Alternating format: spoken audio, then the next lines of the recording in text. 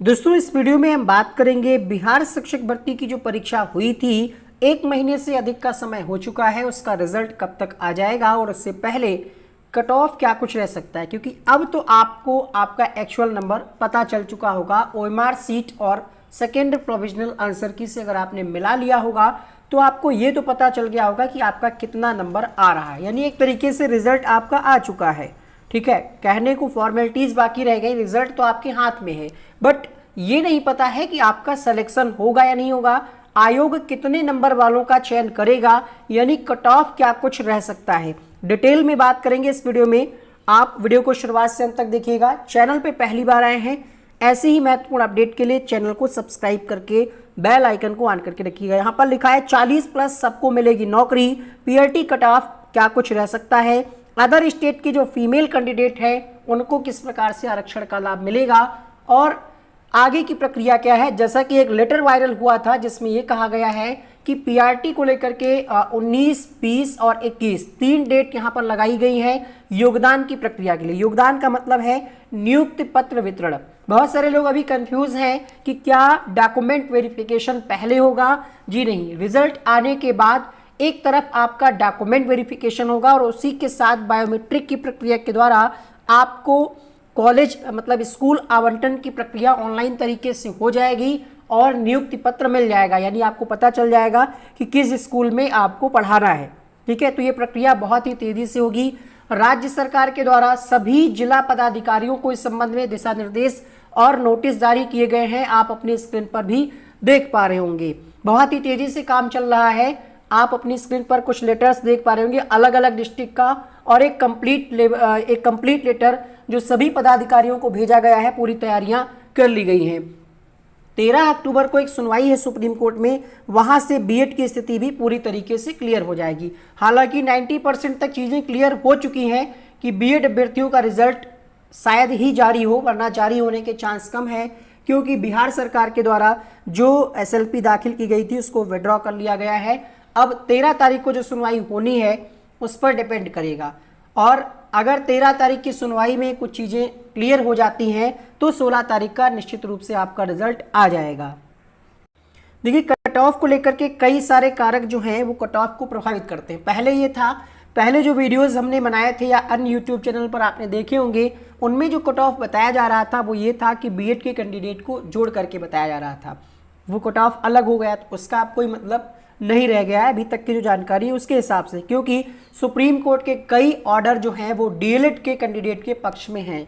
तो अब इतने सारे ऑर्डर हैं तो अब बहुत कम चांस लग रहे हैं कि बीएड को मौका इस भर्ती में मिलेगा, है ना। आपको पता होगा 11 अगस्त का जो मेन ऑर्डर जिसका प्रभाव पूरे भारत में, उसके बाद एक 28 तारीख का ऑर्डर आया था जो 4 सितंबर को पब्लिक हुआ था। वो ऑर्डर बिहार शिक्षक भर्ती के संदर्भ में ही था। फिर कोर्ट पटना हाई कोर्ट में एक ऑर्डर आया, वो भी डीएलएड कैंडिडेट के पक्ष में ही था, और फिर से जो अभी ये सुनवाई हुई जिसमें केस विड्रॉ कर लिया गया। तो डीएलएड के पक्ष में सारे ऑर्डर हैं, बीएड को कहीं से भी राहत नहीं मिल रही है। अब यहाँ पर आप देखेंगे, अब जो है वर्तमान समय में स्थिति ये है कि कट ऑफ को आपका सीटेट का रिजल्ट भी प्रभावित करेगा, क्योंकि पहले जो वीडियोस आपने देखे होंगे तब तक सीटेट का रिजल्ट नहीं आया था। अब सीटेट का रिजल्ट आ चुका है। कुछ कैंडिडेट, लगभग 5 से 10% कैंडिडेट ऐसे होंगे जिनका बीपीएससी में तो ठीक ठाक नंबर आ रहा है, 50 के ऊपर है, लेकिन 1 या 2 नंबर से उनका सीटेट क्वालिफाई नहीं हो पाया, तो वो बच्चे बाहर हो जाएंगे।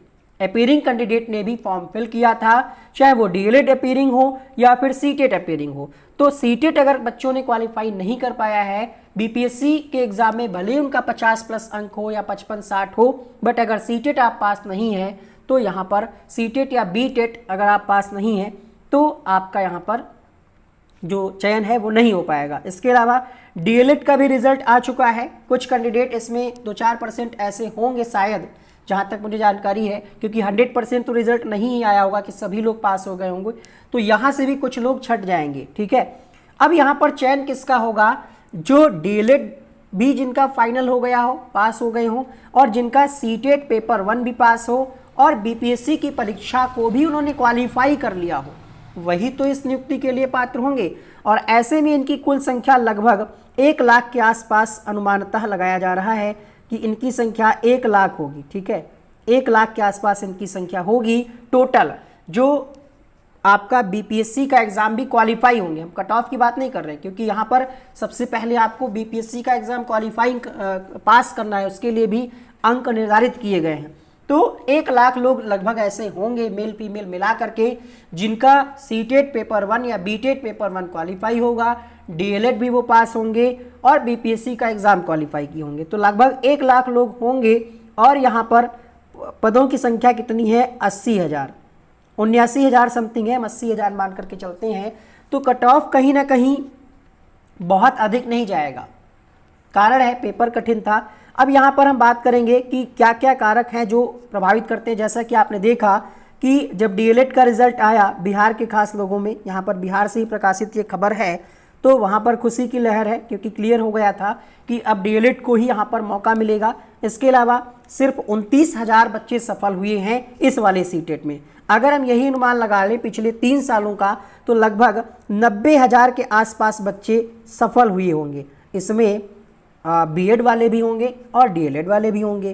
तो इसी हिसाब से हम आपको बता रहे हैं कि लगभग 1 लाख लोग लगभग लेकर के चल रहे हैं, क्योंकि वहाँ पर ये परीक्षा पहली बार हुई, तो ऐसा किसी को आइडिया भी नहीं होगा कि यहाँ परीक्षा कुछ होनी है।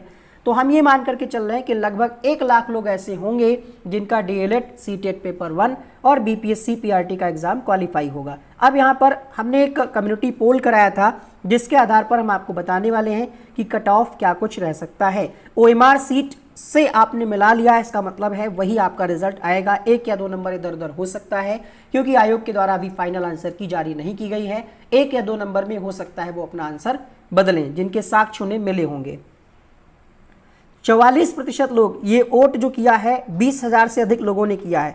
तो ये हम एक अनुमान लेकर के चल रहे हैं कि 44% लोग ऐसे हैं जिनका नंबर 50 से 49 के बीच में है, 50 से 59 के बीच में है, और 60 से 70 वाले सिर्फ 20% लोग हैं। आप खुद ही देखिए, यानी अगर 1 लाख लोग एग्ज़ाम दिए हैं, 1 लाख लोग ऐसे हैं जिनका सीटेट पेपर 1 डीएलएड सब पास है, तो उसमें से सिर्फ 20,000 लोग ही ऐसे हैं जिनका यहाँ पर 60 से 70 के बीच में मार्क्स बन रहा है। इस आधार पर, इस सर्वे के आधार पर हमने कट ऑफ का एनालिसिस किया है। ये सीटों की संख्या आपको पता ही होगा।